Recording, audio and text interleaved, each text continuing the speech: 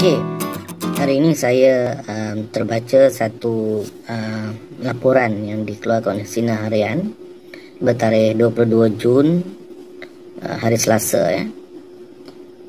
Beberapa faktor yang menyebabkan seorang individu mudah tertipu dan mencari sasaran skamer. Okey, jadi kita tengok apakah isi-isi yang di sini ya. Okey, antaranya kalau kita tengok di sini, pakar kriminologi dari Universiti Sains Malaysia Dr. Geshina Ayu Mat Saad yang berkata, kumpulan atau individu skamer menyasarkan mangsa mengikut kriteria yang dianggap mudah tertarik atau senang ditipu lah dengan kata lain ya. Kumpulan sasaran mangsa sedang terjerat dengan umpan skamer atas beberapa sebab, termasuk kuasa dan legitimasi yang dipamerkan oleh skamer tersebut, daya tarikan produk, maknanya mereka berminat tentang produk itu dan beritulah produk yang mereka mungkin sedang cari, perkhidmatan yang diberikan, pulangan yang tinggi, atau mungkin mereka ni diperas ugut ya, didesak, bertalu-talu orang tu telefon banyak kali suruh melabur ya, tekanan ya, ini selalunya tekanan, desakan ni cold call lah dipanggil ya. Janji manis ni selalunya scam, love scam ya. Dan juga yang menawarkan tadi tu mempunyai perhubungan saudara mara, rakan, kenalan ataupun orang sekampung ya. Dan sifat mereka yang mudah ditipu ni, mereka ni terbuka, keterbukaan, maknanya mereka ni sanggup dengar, dan kadang-kadang kawalan diri yang rendah ya, mereka kawalan diri rendah, maknanya mereka nak kata no tu tak boleh ya. Ini satu kelemahan ya, maknanya tidak boleh nak kata no, kita kena ada pendirian. Dan kadang-kadang yang jadi mangsa tu kerana mencari jalan mudah atau pintas katanya. Ini dikatakan jika sekiranya pelaburan tadi tu tak jelas ya, kita tak tahu bagaimana mereka dapatkan pulangan tadi tu ya, kita terus bersetuju ya. Dan ini yang akan memakan diri kita lah, kesilapan kita sendiri, jalan pintas itu. Dan tahap pendidikan yang rendah ini saya tak berapa setuju sebenarnya. Sebab apa? Ada juga mereka-mereka yang cerdik pandai ya, yang terdiri daripada mungkin masyarakat guru, pensyarah universiti ya, mereka-mereka yang berpangkat juga menjadi mangsa scam ya. Jadi scam tadi tu dia mengikut tahap pendidikan lah ya. Kalau pendidikan yang rendah tadi ni selalunya scam yang mudah, yang contohnya kalau beli barang di Shopee bayar tak dapat, ataupun beli bukan di Shopee lah, mungkin barang yang selalunya mudah. Dan ada juga sekarang ni yang menggunakan platform yang legitimate, yang sah, seperti Shopee tadi tu. Beli barang online, barang gambar lain, dapat spek yang lain ya, spek barang tu lain, gambar tidak menepati kualiti, barang tadi tu tidak menepati kualiti seperti dijanjikan tadi tu ya.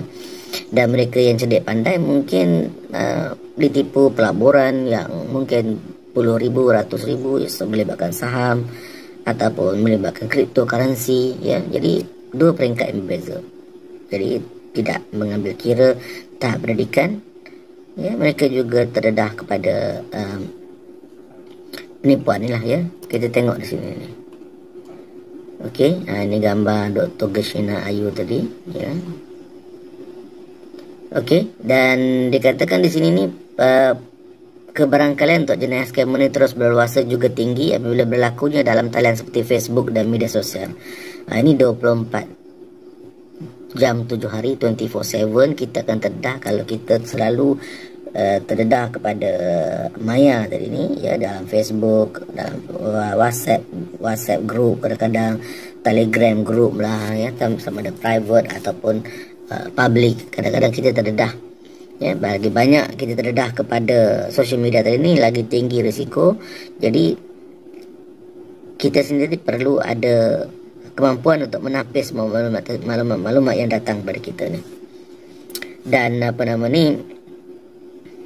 Jenayah penipuan dalam talian merupakan aktiviti penggunaan sistem berkomputer menggunakan akses sistem berkomputer. Okey, pengkalan data secara haram, tujuan jenayah seperti mencuri dan memalsukan data, sabotaj dan penipuan. Dan ini boleh berlaku jika sekiranya kita, contohnya kita tengok, kita surf Facebook, kita tengok ada satu iklan atau tawaran pelaburan, kita klik.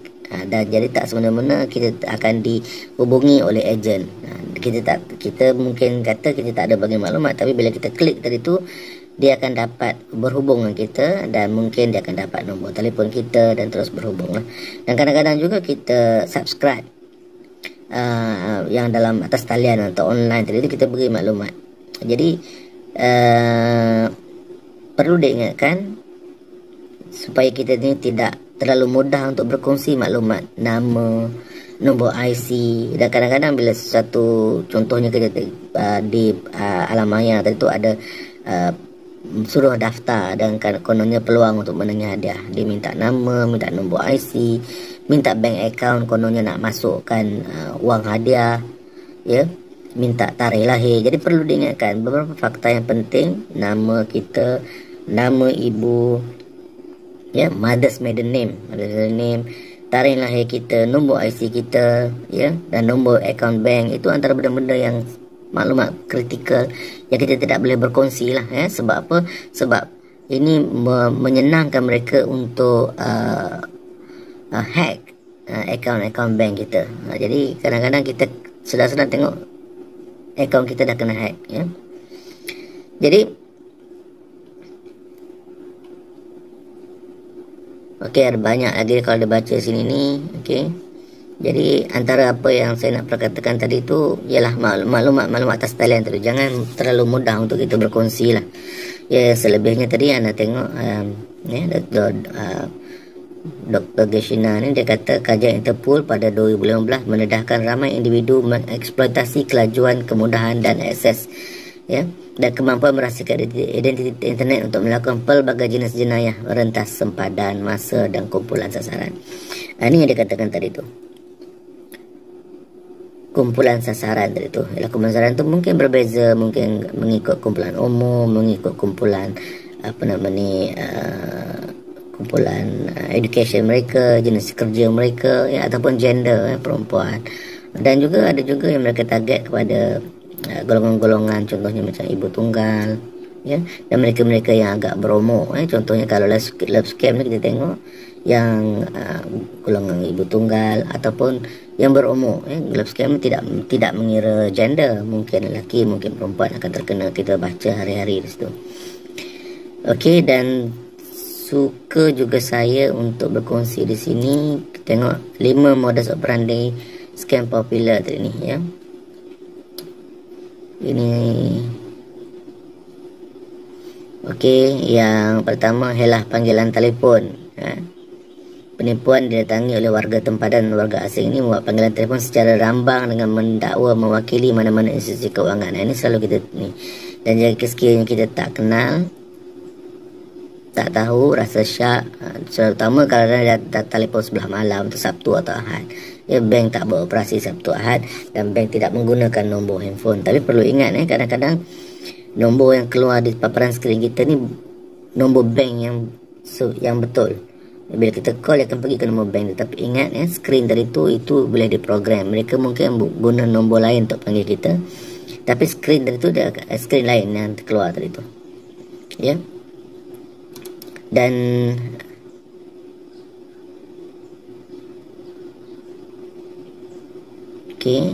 love scam ni kita dah tahu, ya, untuk menjerat wanita lelaki yang belum berkahwin atau lanjut usia yang memerlukan teman hidup. Ni untuk mereka-mereka yang dia target lah kelemahan, mereka-mereka yang kesunyian, sepi, seorang, perlu teman. Okey, dan selalunya kalau tengok modus operandi tadi ni, melalui Facebook juga lah ni, menggunakan kata-kata manis, menarik, apa semua. Kita baca hari-hari ramai terkena 100,000, 200,000, ada yang sampai berjuta hilang wang, ya.